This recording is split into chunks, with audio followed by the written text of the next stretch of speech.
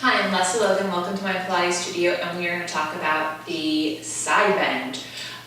If you are a loather of planks, then the side bend probably isn't going to be your favorite either.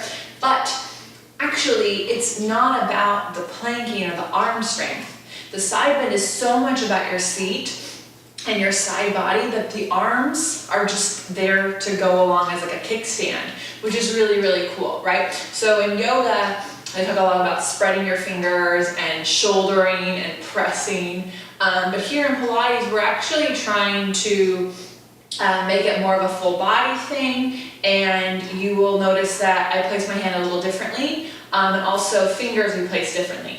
If a mat is too squishy, by the way, go on the floor. So for me, when I was first starting out, I would do my side bend on the floor because this was just too squishy for me to work on. And so I highly recommend just hop on the floor. It's fine. It's just for one exercise.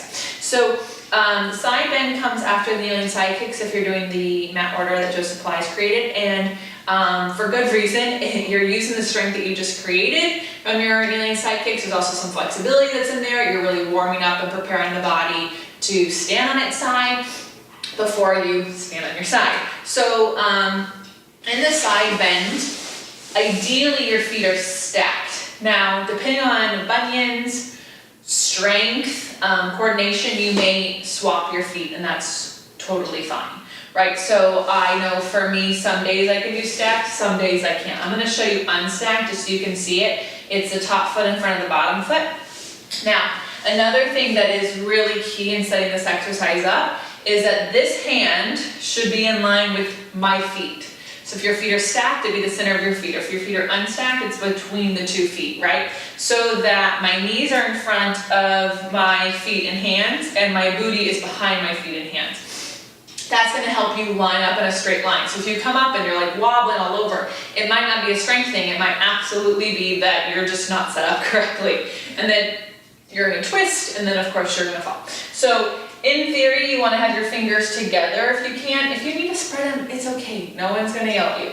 But the other thing is I put my hand a little further away because when I take this arm overhead, then this arm and this arm are kind of more like this together, right? So that they're kind of like doing like the swackety shape or the same shape I would do if I was doing arm circles. It's a shape that we do in Pilates. If I have my arm too close and this arm is doing other things, then it's not necessarily going to be in the same symmetry and the same strength. It's something to play with. It's not necessarily a rule. You may be where your hand is just right underneath your shoulder. As long as your shoulder feels strong and secure, it's totally fine by me. I just take mine a little further away, so because it works for my body and how I connect. Then the other thing is try not to, this is my elbow that likes to lock out, so I'm going to do my best to keep it soft, but your elbow can actually twist, right? So you can externally rotate your upper arm bone to connect your arm to your back. So try not to let the shoulder roll forward, but instead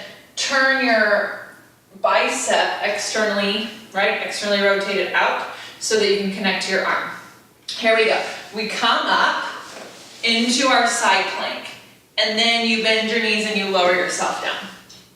That's it. You do it again. You pull your hips up.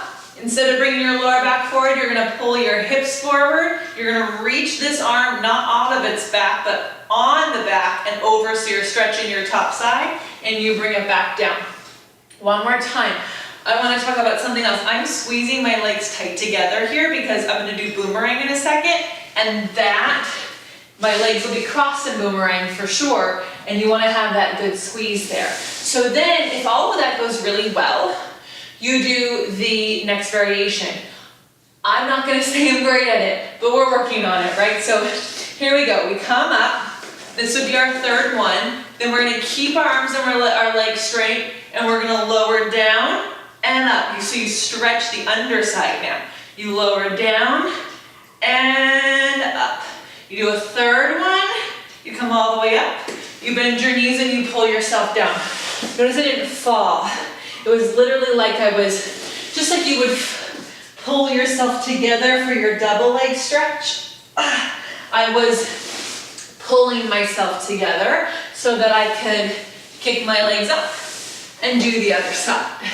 Right, so you wanna be able to do the other side. So I alluded to boomerang. Remember, that's what's coming next. We're at the part of the mat, if you're doing the order, that you do kneeling side kicks, side bend, some big exercises that require a lot of hip connection, a lot of side body strength, because we're about to roll. And if you want to do all the rolling stuff, boomerang, seal, crab, rocking, you've got to be able to keep your hips together, otherwise you're going to fall apart. So if you're gonna do boomerang next, you wanna keep boomerang in your mind, remember that it's not about this bottom leg doing all of the work, the top leg's hugging in too. So I'm gonna lift up and I'm gonna squeeze my under hip up and in while I'm squeezing my top leg down and together, so I get a lot of inner thigh strength there. Right, we're gonna do it again. So you would do 3 of these, up and down, pull yourself in so you're not falling, and then on the third one, you do your side bends. And you can also see which side likes to do it more. I'm telling you, this side wants to muscle it with my arm, whereas my right side, my hip could do the heavy lifting. So, something for me to work on. If you notice a weakness in your body, an asymmetry, go weak side, strong side, weak side when you're doing your self-practice, and that should help bring the two together a little bit more. I'm Lesley Logan, thank you so much for watching. As always, you can write any questions you have below in the comments. If you want to incorporate this into a 30-minute flow, join me on onlinepilatesclasses.com. Every week we have a new class, and it really is so that all you have to do is press play and work out, because I know you're busy, and I know you spent your Pilates in it, and I know how great it will be in life if you do Pilates as regularly as you can. So thank you, and I will see you next time.